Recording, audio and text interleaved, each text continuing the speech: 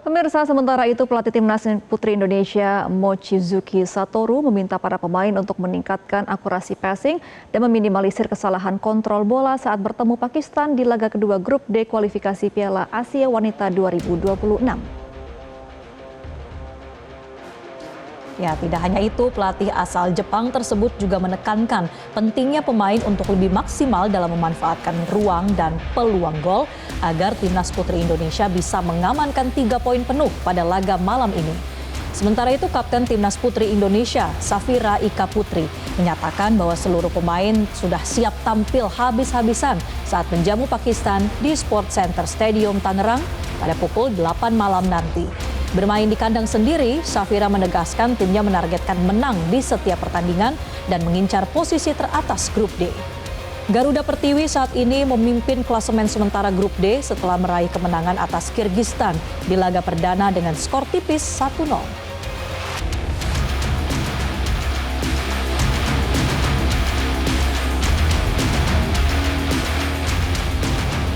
Timnas Putri Indonesia akan kembali berlaga di kualifikasi Piala Asia Wanita 2026 malam ini dengan menjamu Pakistan di Sport Center Stadium Tangerang.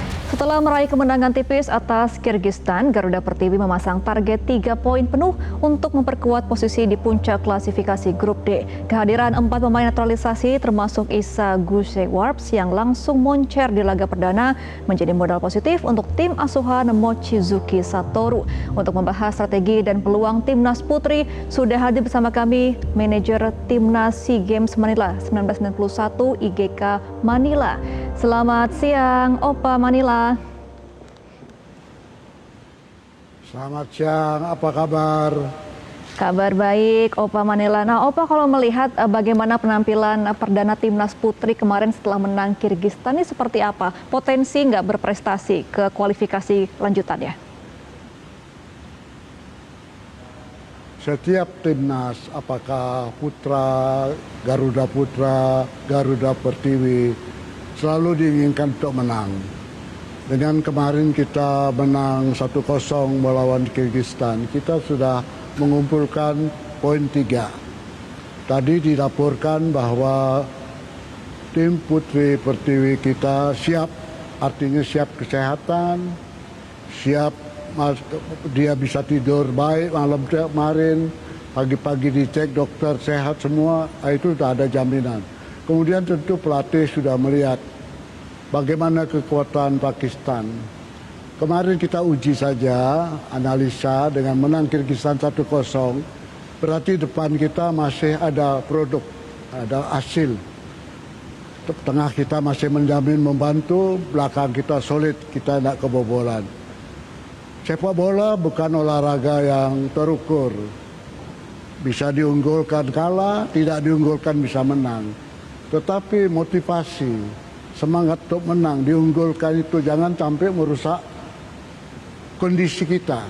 Kita harus semangat memenangkan pertandingan. Nah, Pakistan, harapan kita Pakistan kan lagi gawat negara dia. Dia lagi perang sama India.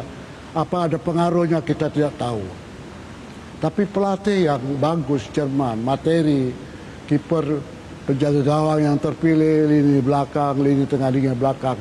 Apa yang dihasilkan dengan Kirgistan, kalau itu dimaksimalkan, depan akan lebih produktif, belakang lebih solid mempertahankan belakang dia tidak kebobolan. Oke, kalau melihat bagaimana performa Timnas Putri kita, terutama diperkuat juga dengan adanya pemain diaspora yang bergabung begitu, Pak Manila. Apakah pertandingan malam nanti ini akan menjadi sesuatu yang menantang? Karena kalau dilihat Pakistan juga baru kalah, tapi kita bisa menang di pertandingan sebelumnya. Apakah akan sulit untuk meraih poin penuh nanti malam? Kalau Indonesia bermain seperti kemarin, depannya solid, formasinya saya tidak tahu nanti dikembangkan melawan Pakistan, apakah di belakang 4, di tengah 4, di depan 2. Karena pelatih Jerman ini kan punya susunan formasi-formasi yang banyak. Tentu dia akan menganalisa. Nah, saya kan bukan pelatih. Ketika saya jadi manajer dulu, selalu berkoordinasi dengan pelatih. Dialah yang mengatur. Anda mau main formasi berapa, lawan kita bagaimana.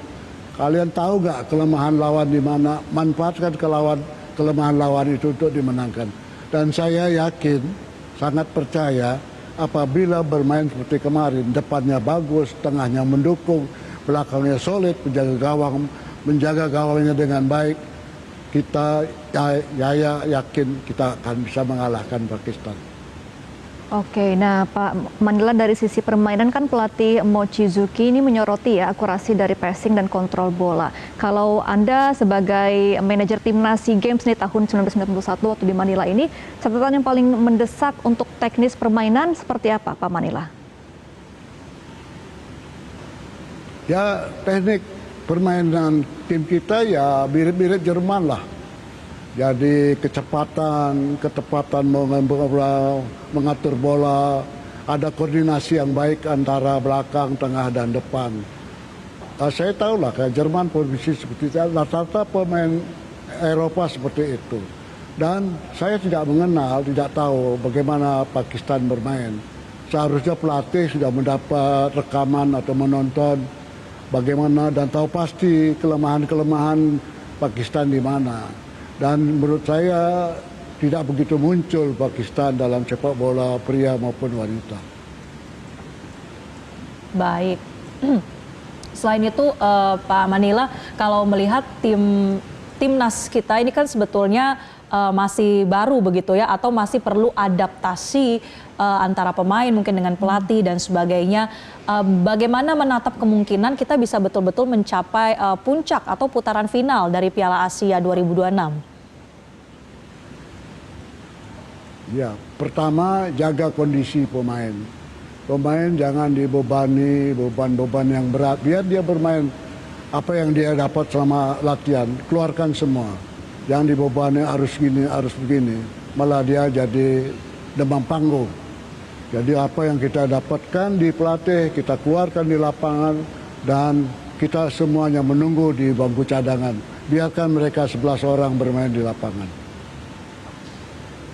Oke, Pak Manila, ini untuk mungkin membiasakan ya untuk timnas wanita begitu untuk pertandingan, karena kan kalau untuk timnas laki-laki liga ini kan sudah sering di Indonesia, tapi kan kalau untuk timnas perempuan ini sudah lama sekali tidak ada liga lagi. Apakah perlu diadakan itu ya Pak Manila untuk kembali melatih dan juga membiasakan timnas perempuan ini untuk bertanding ke depannya?